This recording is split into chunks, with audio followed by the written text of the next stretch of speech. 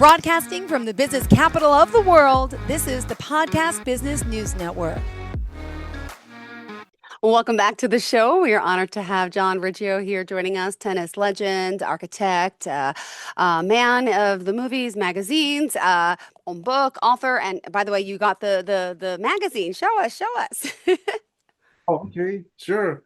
This is the magazine that I'm in for the top 100 innovators and entrepreneurs of 2025.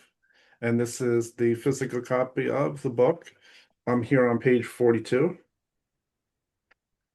Congratulations. I know we did a slideshow a few weeks ago. We got to see the whole article itself, but it's so nice when you have that copy in your hand. You've made it. You're an innovator, you know that, but it's awesome to see it like that, right? Yeah, usually businesses receive this. If you have a professional business office, a lot of times they come in the mail. I've received these in previous years. They always come in the mail. They send me copies of these. And this year I'm in the book. It So says a cool. very nice description of my achievements, combining also my younger years as a tennis professional. And this is really good. They did a very nice job from an interview with me and put that whole thing together. It's very good. It's on page 42. Great. Congrats. Um, so that is really amazing. And then of course that book that's shown there is this one here is the book that this was published this year in 2025 also in February 26th. And this is my own court, the life story of tennis legend John Riggio. And this includes my professional work too. And it also has all kinds of stories in here.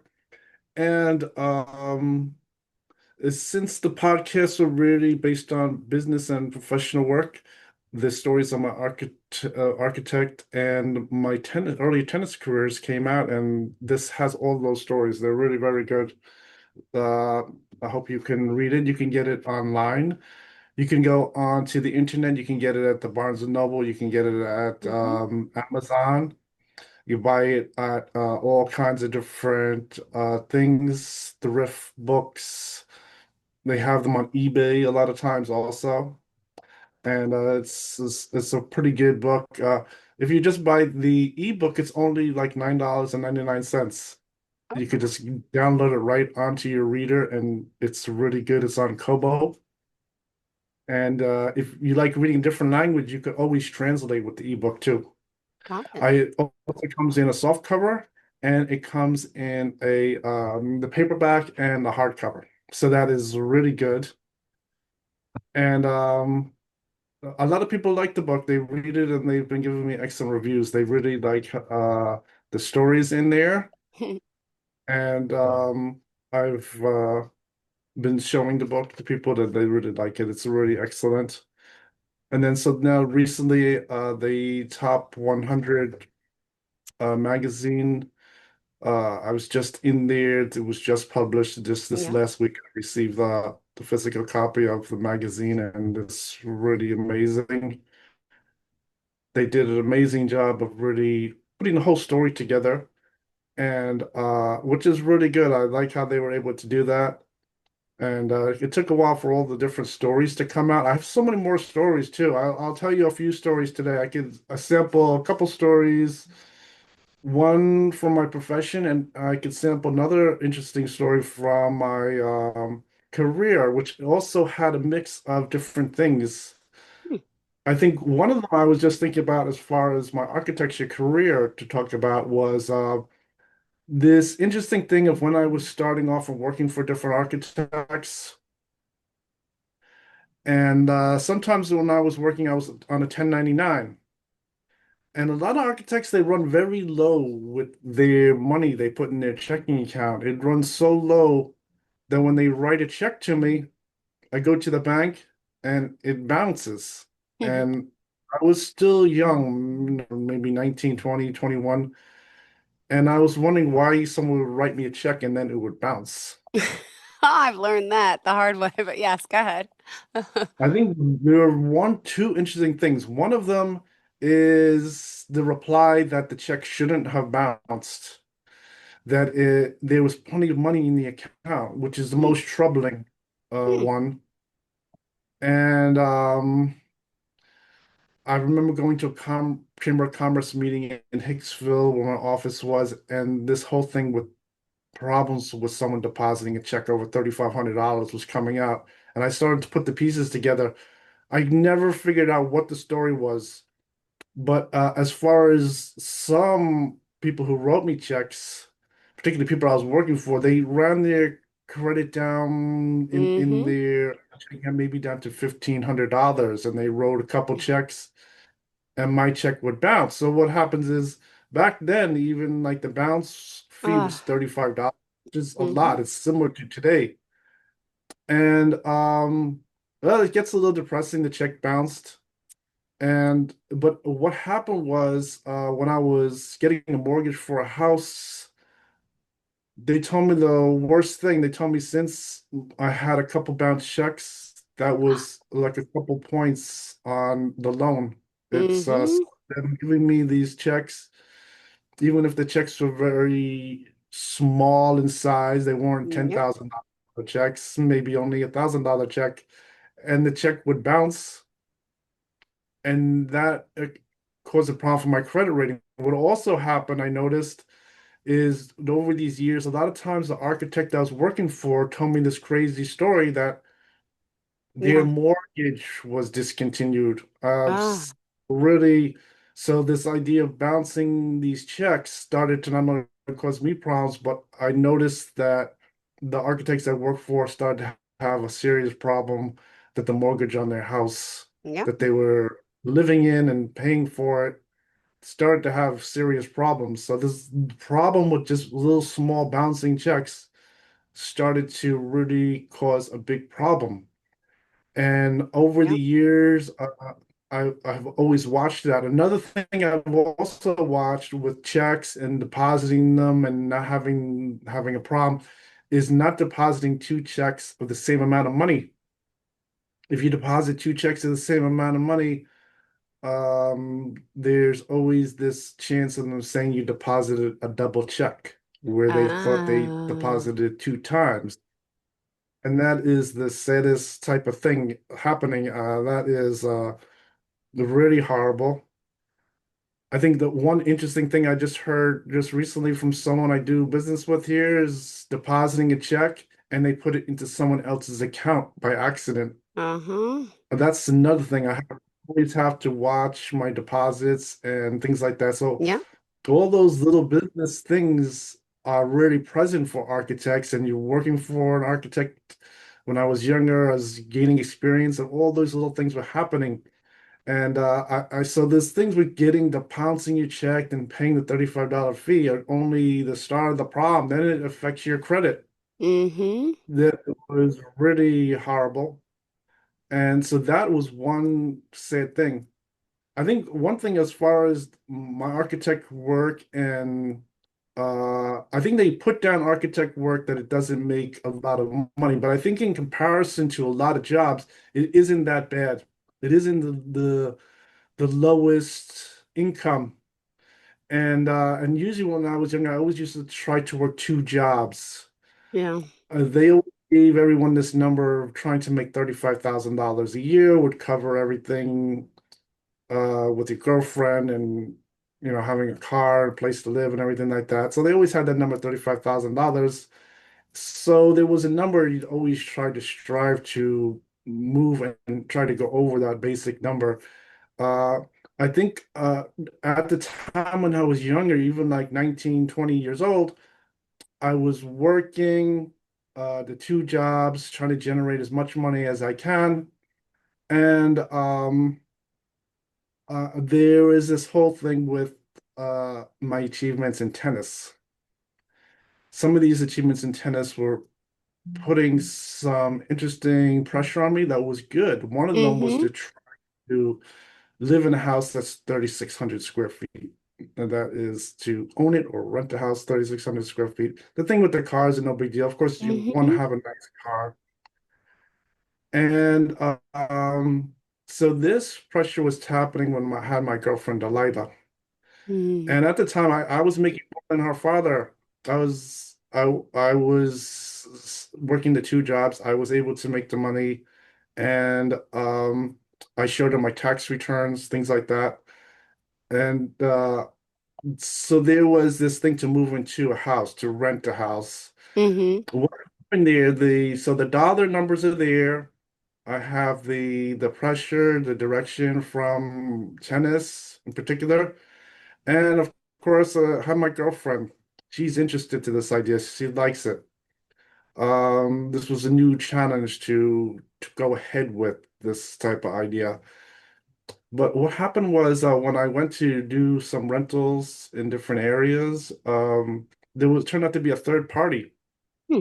that was causing problems. There was this certain kind of problem that they identified as more like a problem with someone who's like called a porn. I mean, it was really strange, and they were like fictional. So what happened was I had to always call for help.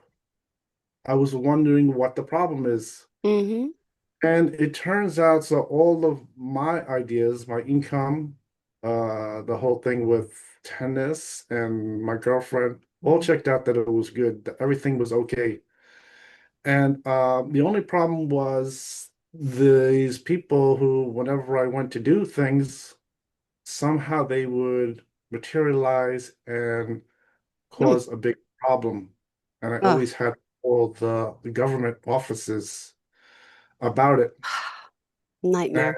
And this caused a problem. This was a very interesting problem. I think if you read my book and I talk about certain things about cars and living and getting gifts and things like that, I didn't explain what was happening altogether. I didn't leave out the whole story. For one, is because they were really causing me a problem and it wasn't successful. So I don't want to talk about things that weren't so successful. Okay. It would make people depressed. But we're talking on the podcast here and business. It's good to know that when I was doing things, advancing, sort of like with that story about the cottages, and the Yeah. cottage knew that there were some problems out there that I might encounter. They did not control the problems. Same idea was happening already with things with um, renting houses, buying houses, and those problems were coming over. So whenever I was advancing forward, I was doing Mm-hmm. good. I was making good money. I had the support of people around me, and they had these strange problems come about that were really fictional problems. And this is was really unbelievable. And I was lucky they couldn't really cause me too much harm, but they did interfere with the whole idea, with particularly with the living situation, that it wasn't really up to what I had earned and what people desired to see me, and they wanted to see that I was getting all those different things. Yeah. And so that was one thing that was really interesting. And I went to all kinds of different areas too. This whole search of those years started to turn into Yeah. also where to live. If I'm gonna live over uh like in the middle of Long Island Mm-hmm. and things like that. And so when I was researching the problem and talking to different people, they told me that what was happening to me wasn't necessarily happening to everyone else. Most people, a lot of people, they don't have that kind of problem. So, this whole problem with those different people and everything was causing a strange kind of problem because during the years I was really working, progressing, building my business, working on my tennis, and had all the support around me. And this sort of Yeah. secret problem that was trying to stop me, that seemed to be like a porn issue, was Mm-hmm. really very strange. And what happened really was when I talked to different people at the end, since there were so many different interactions of these kind of problems, they told me really to not try to keep advancing. They told me just to keep Okay. calm.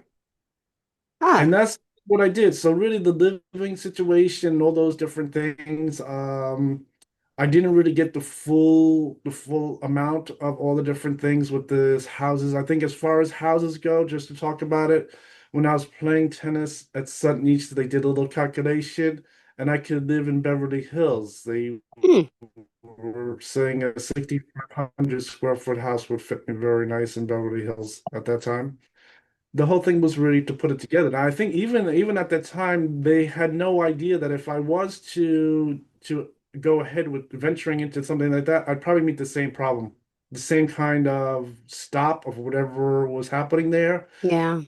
And that would sort of put a damper on things for me because I would go there and I would have that strange kind of problem.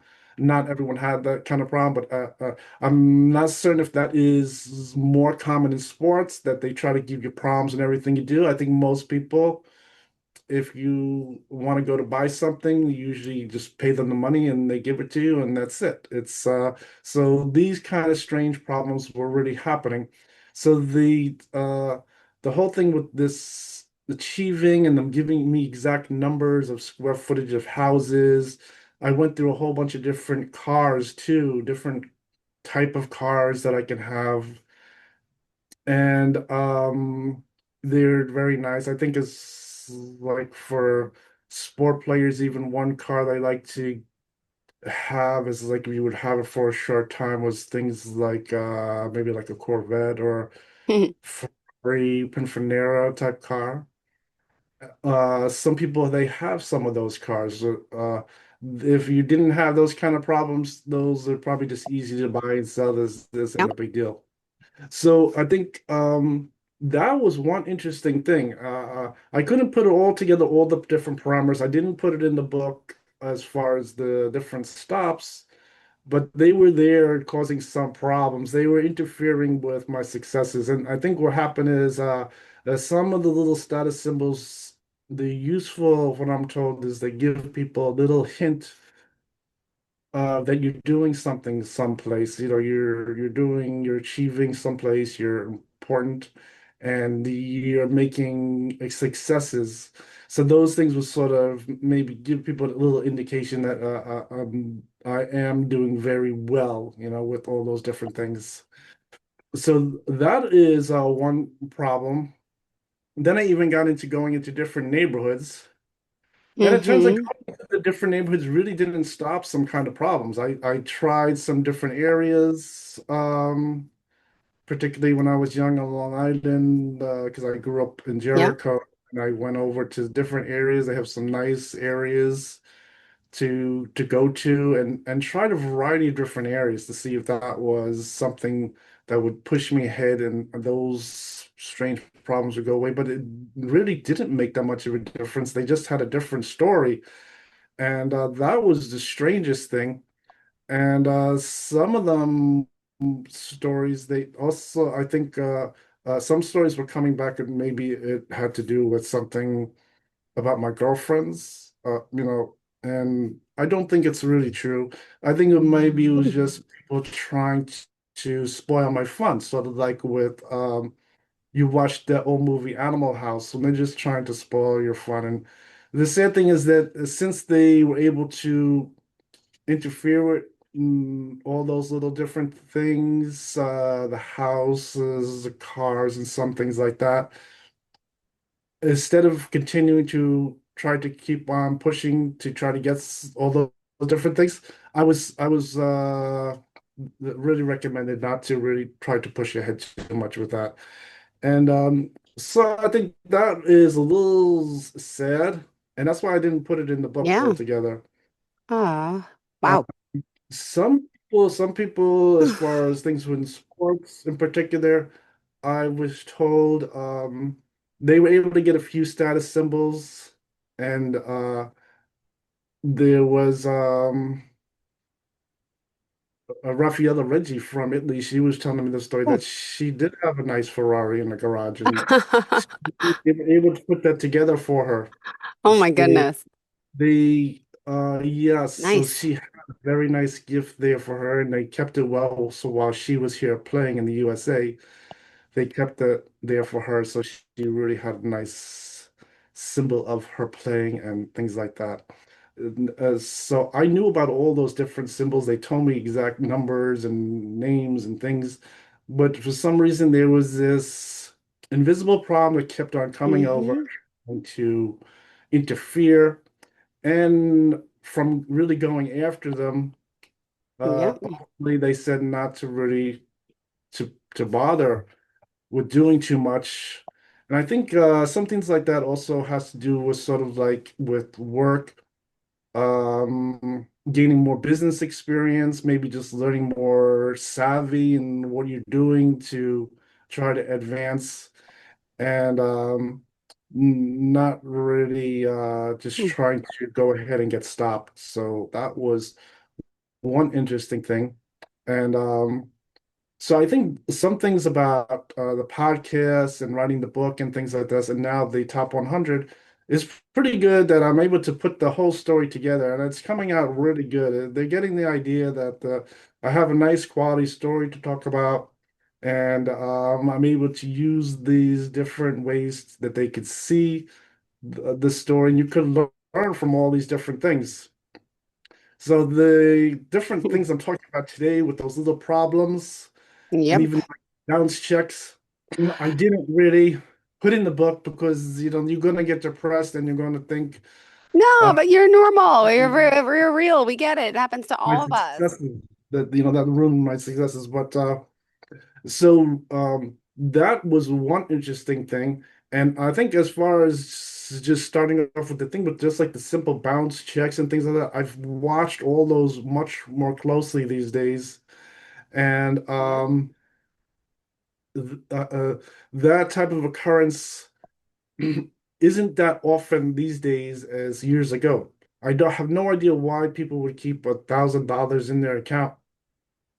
I just noticed from that learning experience, I would never keep $1,000 in a checking account. I would always keep enough money to cover all my bills. So I knew even if I wrote any check, it would never bounce. I had to learn those experiences from people I worked for writing checks for me. And then I kept wondering why they wouldn't keep a float of money that they wouldn't have a bounce check. Of course, the only exception to that is when they tell me they had plenty of money in the account and it should have went through is the Yep. really troubling story. And I have no idea what that ever backed. I don't know if anyone ever solved the problem with things like that. But that was another a troubling part of those stories with the checks. If there was enough money and it shouldn't have bounced, and no one could figure out what was happening.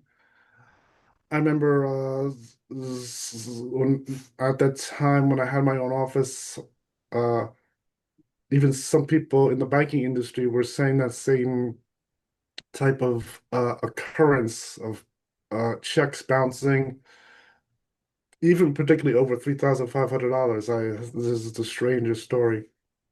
So I think I've watched all those things in recent years and kept all those problems down to just a very bare minimum. The thing with the getting a check and then it bouncing, it was really strange. And I noticed the bank Yep. people, if you go in, you brought the check in person and the check bounced, they would think somehow Yeah. that you did something wrong, that you bounced the check, and it's not my check. I didn't write it, and that was really a very interesting set of experiences growing my own business and talking directly with the bank. Years ago, I always had to go into the bank to do all types of things, even pay my employee taxes were directly in the bank years ago. Today, everything's done electronically. Yep. So those type of things, I had all those little learning experiences developing my business and had to figure out all those little problems and correct them as I went along. And that was very interesting. And personally, I don't run any bounce checks. I don't think I've ever wrote a bounce check. Ah. I think this strange experiences has made it where I always kept a float of money, and I felt my business was always much better keeping a float of money, keeping the any problem with checks down Yeah. to a minimum. That is one interesting thing. That's why I was always wondering why someone would write me a check and let it bounce. It causes a big problem with your credit rating. You could lose your mortgage. It was unbelievable. Yep, and bounce payments, same concept. Oh, same thing. Now it's electronic, right? They're debiting, and if it's not the money in there, it's going to bounce, and you get a returned ACH fee. It's even though it's not a check anymore. It happened on my debit card recently, so I'm aware, and I'm not happy about it. I know, Um, but we all mess up. All right, we got 3 more minutes left in the show, darling. What else do you want to share? Whew. The oh good, the well, bad, the ugly. We're good. for architect director, you can head down to my my webpage, www.johnriggio.com. There I have a description of my work. I have a portfolio there and my contact information. And of course, for my book, if you go onto the internet, just look up my name, you can find my book. Read the book, and you really enjoy the stories. Oh, we really will. And it's just funny every week. And I've talked to you for years now. You got something, some amazing stories. You might need a part two to my own life story, right?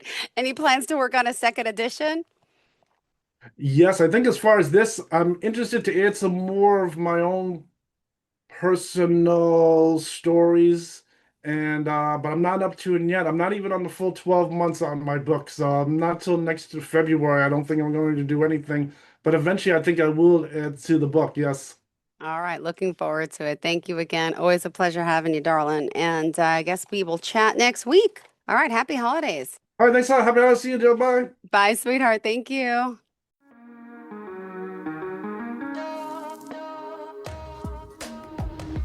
Broadcasting from the business capital of the world, this is the Podcast Business News Network.